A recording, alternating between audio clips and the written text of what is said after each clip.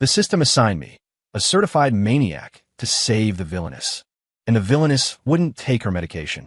I glanced at the broom leaning against the wall, thinking if I stick this in her, she probably won't bleed out, right? The villainess froze, then quietly picked up the pills and swallowed them.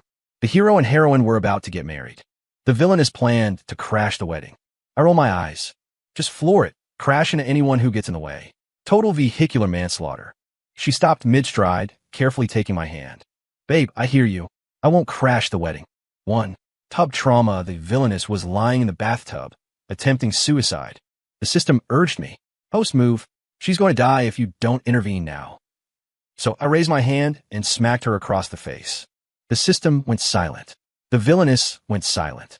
Before she could react, I hoisted myself onto the edge of the tub, grabbed a handful of her hair, and delivered 4 more rapid-fire slaps. Crack, crack, crack, crack. The system shrieked, its alarm blaring. Host, what the hell are you doing? You told me to intervene, didn't you? I was different from other kids growing up. When other kids got picked on, they went home crying to their parents. When I got picked on, I staked out the jerk's place for 2 weeks and blew up his septic tank. Made sure he got his shit served hot. In school, the jock tried to shake me down for protection money. A normal kid would either shut up or run to the teachers. I went straight for the brass knuckles. I beat him so bad he pissed himself, then charged him $300 for pain and suffering. When I was older, my mom dragged me to a shrink. The doctor mumbled about sociopathic tendencies, severe aggression disorder, and something extra in my DNA. I didn't get it, and we couldn't afford the therapy anyway. My parents stopped bothering with me. My life mantra was simple: screw with me, and I end you. You ruin my day, I ruin your whole damn family.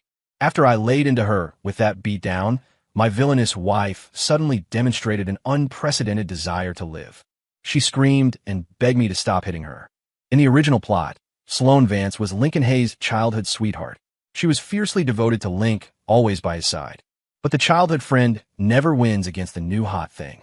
Link later met Sienna Wells, the heroine, and fell madly in love instantly. Sloane blacked out, trying every dirty trick to split them up. She was eventually framed, driven into bankruptcy, and ruthlessly discarded.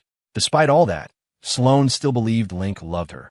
She manipulated the situation to marry me, hoping to force Link's hand. The punchline? On the wedding day, Link was vacationing with Sienna. Sloane, heartbroken and hopeless, tried to kill herself. And me? I was the other tragic side character, the legitimate heir who was swapped at birth. I also loved the heroine and constantly schemed to destroy Link. But Link always brilliantly dodged me, leaving me humiliated and crushed every time. After reviewing the plot summary, I heard the wail of an ambulance downstairs. Sloane, clutching her wrist, obediently followed the paramedics out. 2. Hospital hazards in the hospital room. Sloane lay on the bed, pale as a ghost. I called her name, but she completely ignored me. Fair enough. We had no affection for each other. This whole marriage was a calculated move. If I recall correctly, Sloane bought a massive life insurance policy recently. Sloane's body stiffened on the bed. She turned, looking at me with confusion. I sat on the nearby stool, deep in thought. Should I go with the roadside fatality package, the tragic elevator malfunction, or maybe a simple drowning? I sighed dramatically. The choices. My decision paralysis is kicking in again. It's all Sloane's fault. Couldn't she just die quietly and save me the headache? I hate using my brain. Fina, for old time's sake, maybe I'll let her choose. Sloane looked at me, opening her mouth, her body unconsciously inching away. I sat back, sizing her up. Delicate features, slim physique. Selling her off to some backwater cult would net a decent price. No, the insurance payout is better. Maybe kill her first, then sell the body for anatomical study or the black market. A flicker of genuine terror flashed in Sloane's eyes. She tried to speak, but a coughing fit seized her. Just then, the doctor arrived. He checked the report and gave his instructions. If everything looks okay, you could be discharged this afternoon. The wrist injury isn't serious, but the long-term malnutrition has seriously damaged her internal systems. I'll prescribe some supplements. Remember to eat properly when you get home. Sloane didn't speak the entire time. She didn't even look the doctor in the eye. Shit, I felt a spike of anger. So, she plans on keeping up the self-harm routine, huh? Who is she trying to impress? Does she honestly think the hero is going to dump the heroine and rush here to save her? Seriously, what a moron. No wonder she got screwed over so badly. He loves the heroine. You're just a villainess. Zero self-awareness. My mind spiraled again. Maybe I should just toss her out the window right here. All this moping and wanting to die is seriously pissing me off. Sloane clenched her fists. After staring at me for a long moment, she remained silent. When it was time to check out, a new problem arose. The hospital demanded payment. Sloane and I stared at each other. Why are you looking at me? Pay up. Do I look like I have money? I thought to myself. Sloane ground her teeth, finally pulling out her phone. She opened a predatory loan app and covered the medical expenses. If you need cash, there are more reputable ways to get it. We live in a civilized society now. Sloane aimed the comment pointedly at me. What the hell does that mean? Fine. You villains always talk in circles. I dropped out of elementary school. I don't speak cryptic. Sloane gave me a quick glance, clearly trying to hold her tongue. 3. Night shift noise by the time we left the hospital. It was almost dusk. We slowly walked home. That night, Sloane was unusually quiet, not complaining or wallowing. She fell into a deep sleep early. The next day, Sloane surprised me by starting to clean the apartment. The system seemed stunned. I, however, felt a twinge of disappointment. Looks like she isn't planning on offing herself anytime soon. The system had clearly figured out I had zero intention of saving anyone. It could only silently pray Sloane would redeem herself. The adult sector has issues. I'm needed for support. Stay here and try not to cause trouble, host. The system leaving didn't affect me at all. In fact, I spent my days thinking of ways to murder my wife for the insurance money. Sloane, meanwhile, was constantly on edge. Within 2 days, she pulled herself together and found a job waiting tables at a high-end restaurant. She left at 5 a.m. and returned around 2 a.m., spinning nonstop like a top. I conversely spent every day at home playing games and sponging off her. Sloane never criticized me. She even gave me $200 a day for spending cash. With her constantly dropping gold, my urge to commit insurance fraud finally subsided. The good times didn't last. A few days later, Mrs. Klein, the old woman downstairs, stormed up to complain that my gaming noise was too loud and distracting her grandson's studies. Gaming? You're not a young person unless you're trash-talking someone's mother. Your grandson is failing? That just means he's not college material. Pull him out and send him to a factory to tighten screws. But Mrs. Klein was ferocious, launching into a non-stop tirade. My fist started itching. I wanted to scratch that itch right across her face. Just as I was considering whether to draw blood, Sloane returned home from her shift and saw the confrontation. The next day, she did something insane. She lined my entire gaming setup with thick sound-dampening foam. I swear I was trying to restrain myself. A few days later, the old bat downstairs was back. She complained that I couldn't keep my lights on late at night. The glare from my computer reflected off the building next door and shone into her apartment, keeping her awake. Are you serious? Old hag, are you looking for trouble? Who the hell plays games without the lights on? I figured she was intentionally pushing my buttons, so I showed her my fist. Get lost. Come back here, and I'll beat the living hell out of you. I finished shouting and turned, only to lock eyes with Sloane, who was walking up the stairs. The air went silent for a few seconds. Maybe you should go to an internet cafe during the day and rest at home at night, Sloane suggested calmly. Staying up all night is bad for your health. Are you calling me a loser? Complaining that I spend all day playing games and eating your money. Sloane looked exasperated and went into the kitchen to cook. She had recently switched jobs, and her hours were more normal. However, the work wasn't easy. She often came home with bruises. Today, the injuries were particularly obvious. Seeing the mottled purple and green marks on her shoulder, I frowned. Is this job that dangerous? Did someone jump you? I walked over and pressed down on her shoulder. Tell me, did someone touch you? Tell me who, and I'll end him. I lower my head, meeting her eyes. Wait, did Sloane's eyes get messed up too? Why is she looking at me with that mushy, romantic gaze? I felt instantly awkward. Say what you need to say. I'm your family, right? Sloane's lips curved into a slight smile. Then, could you come pick me up after work? Fine, I'll pick you up every night. Sloane silently continued chopping vegetables. As I turned my back, I thought I saw her smile widen completely. The next evening, I went to the location Sloane described. Before I could settle in, a voice called out behind me. Brother. I turned. It was Lincoln Hayes, the hero. In the original plot, I was the legitimate heir who got swapped. Unfortunately, my entire family preferred the fake heir Lincoln. I went on to commit many bad deeds. I ended up being kicked out and freezing to death on the street. Brother, why haven't you been in touch with the family since you got married? Lincoln asked with false concern. Mom and Dad are waiting for you to come home for a family dinner. Then, Link's friends sauntered up behind him. Link flashed a victor's smirk. He started with snide comments about my poverty, then moved on to how unlikable I was. Finally, he pinched his nose dramatically and addressed his friends. My brother here used to be a rent boy, and when he was found, he shamelessly harassed my wife and scared her off. He chuckled. Honestly, only Sloane Vance would stoop low enough to marry a guy like that. Ha! The words drew a round of loud mockery from his entourage. Multiple pairs of mocking, predatory eyes ran over me. I smiled too.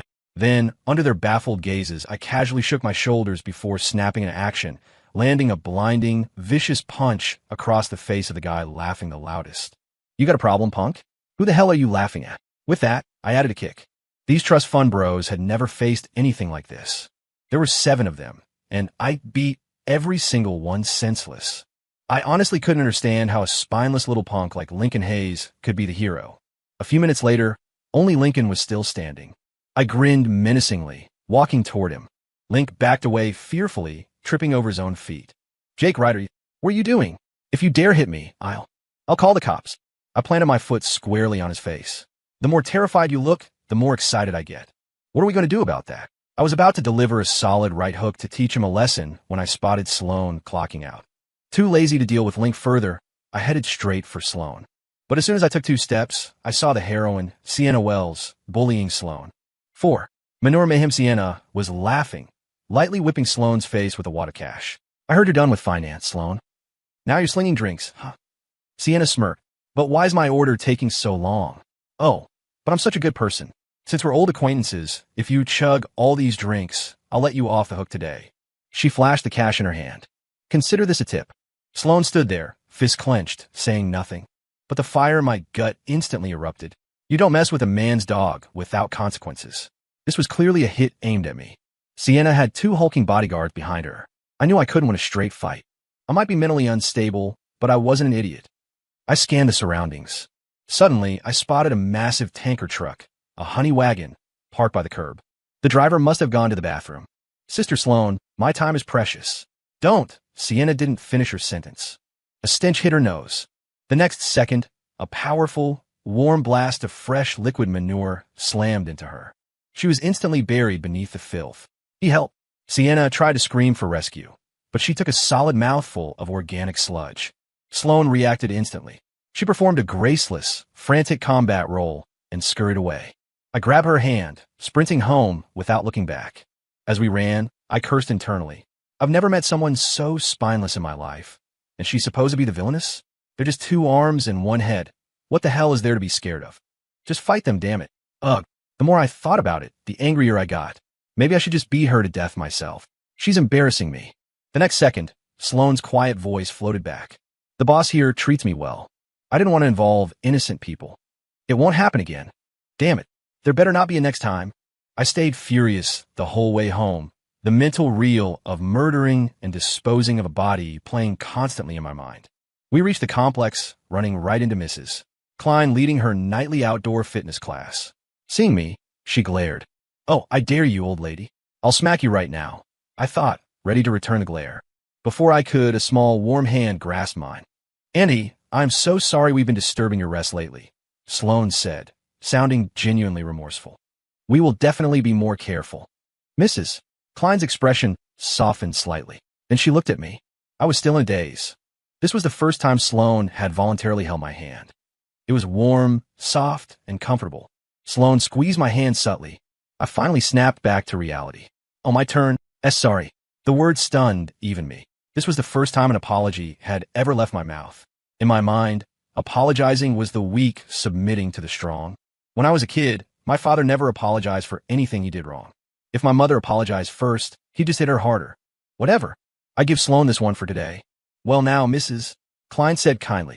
It takes a big person to admit when they're wrong, dear. I looked up, shocked to find her gently patting my head. I'm old. I can't keep up with you young ones, she continued. Just as long as you 2 lovely kids stay happy together. After exchanging a few more pleasantries, we left. 5. Stack Attack success after that day. Sloane quit her job.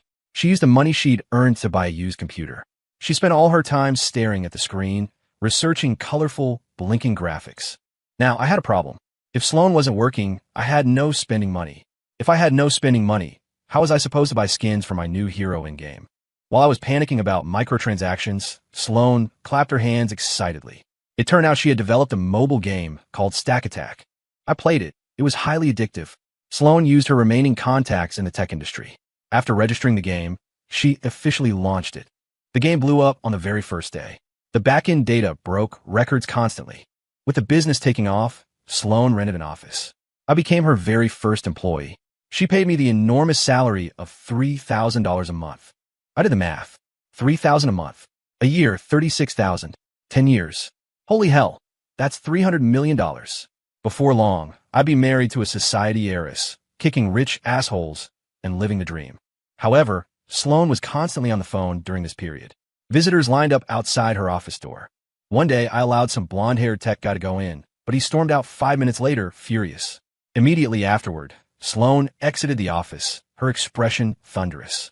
I frowned. Who are you trying to scare with that long face? You walk around with that sour look, waiting for who to coddle you? Can't you just say what you mean? Sloane took a deep breath, then told me, if anyone asks for me, ask who they are and if they have an appointment. Anyone without a prior appointment is not allowed in. I nodded dismissively. I thought having money would make my life easier. I was wrong. Sloane assigned me a massive list of tasks. She called me the man of the house and claimed all the family finances should be under my control. So I, the elementary school dropout, spent my days staring at the computer, researching accounting, reports, retention data, and market analysis. I was completely overwhelmed. The difference between my frantic state and Sloane's calm composure in her office was stark. For the first time, I felt like we were incompatible. Maybe I should find time to file for divorce. I thought. She seems to have learned how to be self-sufficient and save herself. She's so successful. She probably wouldn't want a useless bum like me anyway. Just as I was wallowing, I looked up and met Sloane's icy gaze. What are you? Before I could finish, Sloane suddenly pulled out a wedding ring and slipped it onto my finger. Then, without a word, she swiveled and walked away. I stared blankly at the ring on my hand. A strange, inexplicable feeling grew in my chest. When you run into trouble, you face it head on. Have you forgotten your own words? Sloane's voice carried from the office. Did I really say something that philosophical? As the company flourished, opportunists started targeting us. There were interns trying to steal commercial secrets, people posing as maintenance workers to install hidden cameras, and fake inspectors trying to shake us down. But I spotted every single one of them. Are you kidding me? I spent years fighting on the streets. I didn't learn much else, but my ability to read people and situations is top tier. After chasing off the last set of scammers, I lay back in my chair, ready for a cup of tea. A familiar figure suddenly rushed in.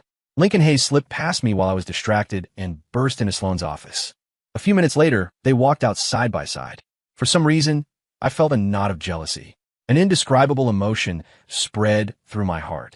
Simultaneously, my fist started itching again. So the hero is always the hero, huh? Where are they going? What are they talking about? Is Sloane still obsessing over that guy? I pulled out a small, oil-stained rag, the one I used to wipe down my brass knuckles, and followed them discreetly. Sloane, I can't believe you still remember my favorite flavor of candy, Link said softly. Yeah. You two are childhood sweethearts with wonderful memories, and I'm just the idiot. Got it. I briefly considered whether I should stab the both of them. Sloane frowned. You're overthinking it. I was going to throw that in the trash. My husband said that only mentally stunted losers rely on eating sugar to cope with their misery. The budding intimacy Link tried to create instantly crashed to absolute zero. Even the speed at which I was wiping my fists slowed down. Wait, defamation. I never said that. The candy in Link's mouth suddenly didn't taste sweet. His face looked like he'd swallowed a pile of that liquid manure. But Link was the hero, after all. His ego was thicker than concrete. I keep dreaming about the day you married Jake, he continued, looking tortured. I wake up in a cold sweat, full of regret. I know you only married him to spite me. You two have no real relationship. I'm the one who ruined you. Sloane didn't reply. Seeing a potential angle, Link pressed his advantage. I can't bear to see you destroy yourself because of me. I want to save you, to pull you out of this misery. Sloane let out a cold laugh. Lincoln, stop beating around the bush. Say what you need to say, or shut up. My time is limited. Link clearly hadn't expected Sloane to speak to him that way. His face darkened, but he maintained a desperate, loving expression. Sloane, I've always loved you. Let's get back together, just like before. My fists were itching again. I could already guess the next scene. Sloane softens. The two of them engage in tearful, heartfelt confessions. Then she dumps me, and they ride off into the sunset. Sloan, hand the company over to me. Then buy a ticket to the UK and run an errand for me. Haha. Seriously, what a pathetic scam. Only a simpleton like the original Sloan would fall for such a clumsy trick. Just as I expected Sloan to excitedly agree, she just sneered coldly. Lincoln, why didn't I realize how truly spineless you are before? Link clearly wasn't prepared for this outcome. His expression froze solid. After that, they entered the elevator. I couldn't hear what they were saying. I was still pissed off, though. I took the other elevator down to the lobby. 6. Wedding, Mayhem. I waited a short while. Lincoln eventually stormed out of the office building, his face a mask of fury. I crept up behind him. As he got in his car, I slammed my oily rag into his face, then gave him a good, thorough beatdown. Back in the office, Sloan was smiling, looking at me with an ambiguous expression. My temper immediately flared. I strode over, ready to land a punch. But just as my fist was about to connect, Sloan suddenly embraced me. Feeling the softness against my chest, my anger instantly evaporated. Jake, don't overthink things. I like you. You should be bold and say what you feel. Don't make the other person guess. That's what you taught me. I scratched my head. I didn't remember saying anything like that. Smack. A searing kiss landed on my lips. Huh. First kiss. That felt good. Sloan giggled softly. Are you still angry? Can you give me a little more trust and patience? Humph. If she doesn't care about Link, why did she walk out with him? Sloan explained. I was discussing private matters with him, things I couldn't let anyone else hear. I grumbled, still unconvinced. That night, Link contacted me. You think you won?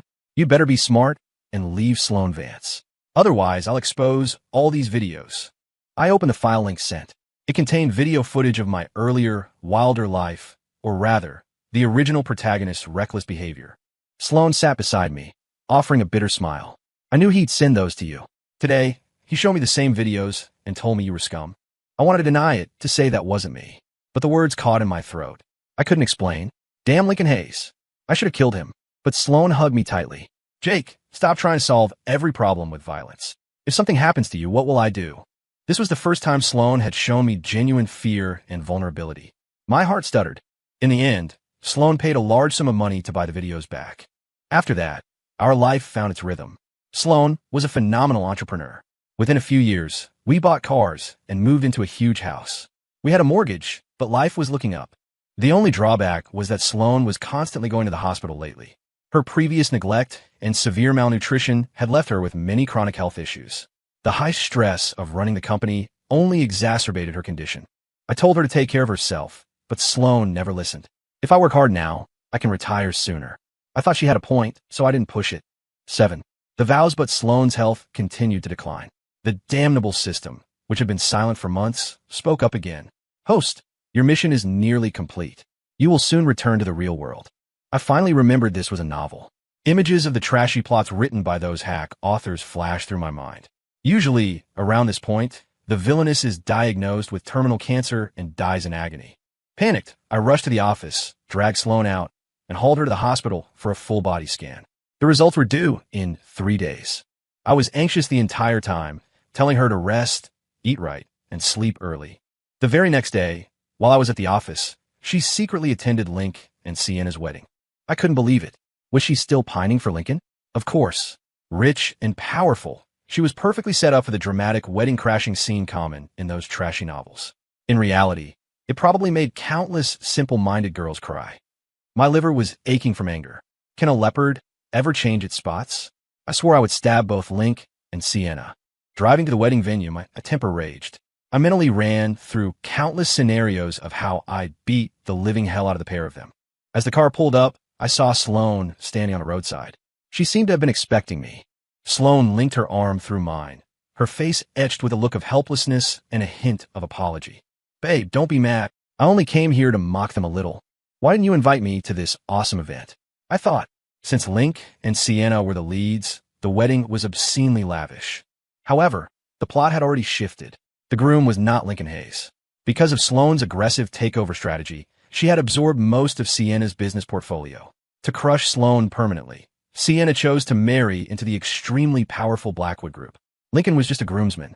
Sloan smiled widely as she chatted with Sienna. CEO Wells, congratulations on finally marrying. Oh, and some good news for you. Thanks to you stooping low enough to compete with my tiny studio, the overseas venture capital funds noticed me. They just acquire my company for 20 times our valuation the other day. You keep working hard. I'm taking the small pile of cash and running off to live the high life with my husband. Sloane walked me toward the exit as she spoke. I rushed to question her. Is that true? Of course. All the money is under your name. Check your phone if you don't believe me. Sloane hugged my arm, smiling brightly. You're too naive, Jake.